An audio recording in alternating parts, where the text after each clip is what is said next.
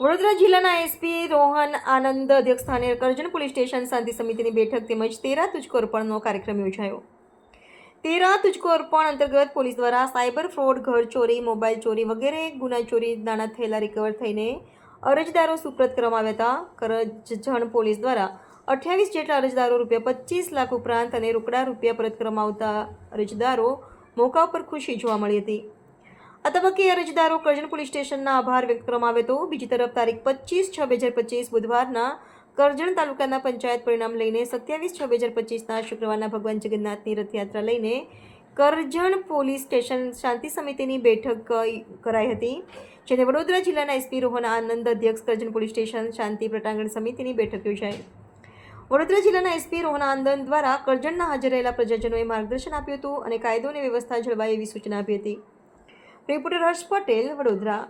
હાય, હું છું ક્રુઝિન સિંઘાનિયા। આપની આસપાસના સત્ય સમાચાર જાણવા માટે જોતા રહો દીવ મિરર ન્યૂઝ અને હા, લાઈક અને સબસ્ક્રાઇબ કરવાનું ભૂલતા નહીં। Thank you.